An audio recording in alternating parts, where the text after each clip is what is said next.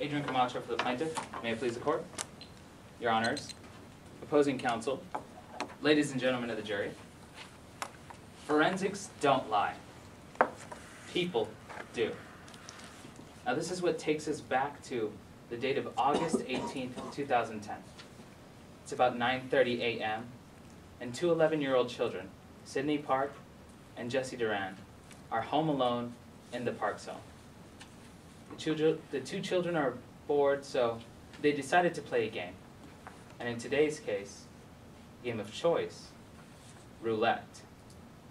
Now, the children know that there's a gun stored away in a safe, a 6-shot 9mm revolver. Now, the two children know how to get to the combination, and the two do so. They together grab the combination, they unlock the safe, and they open and load one bullet. Now this is not Jesse Duran's first time wanting to play roulette. This is not Jesse Duran's first time wanting to play with a gun. No, this isn't even the first time that 11-year-old Jesse Duran wants to shoot other people. This is, however, the first time that Jesse Duran isn't doing it in a video game. So, at past 9:30, Jesse Duran picks up that revolver, she spins the cylinder, she aims it at her friend, Sydney Park's head. She pulls the trigger.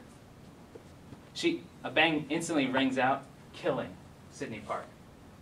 Now, the defense is going to come before you and try and tell you of a completely different story, that this was all an accident. But as we know, it's not forensics who lie, it's people who do. Now, we as a plaintiff have the burden in today's case, which means that we have to prove to you the elements by a preponderance of the evidence, which means more likely than not, by as little as 50% in a feather's weight. Now, because Jesse Duran is being charged, and therefore her parent, Hayden Duran, is liable of intentional shoot, or should be found liable of intentional shooting, there are 4 elements that must be met. Now the first 2 are not in contestment, that Hayden Duran had custody and control over Jesse Duran as her parent. And second, that the Parks family suffered injury or bodily harm, as 11-year-old Sydney Park is no longer with us. So that leaves us with 2 elements left to prove. First of which is that Jesse Duran acted in what we call willful misconduct.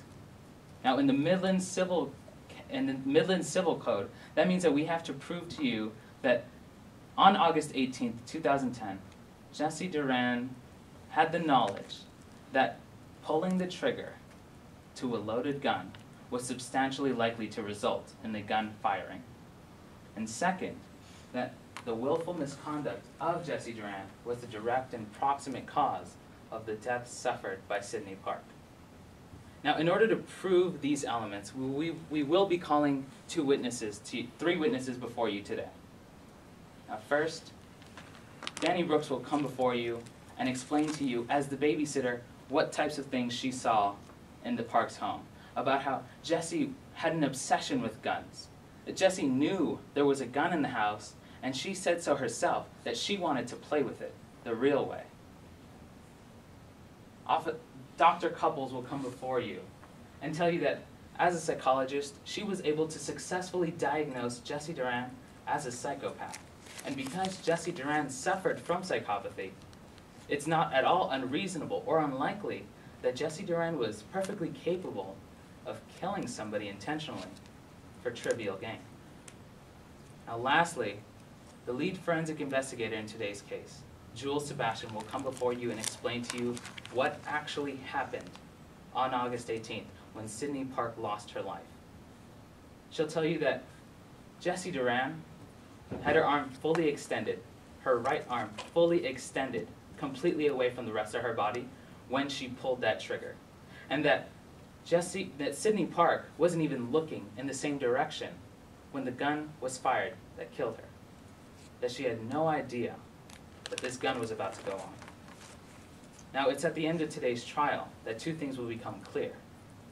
First, that it's not forensics who lie, but people who do. And And second, that you must find Hayden Duran liable. Thank you.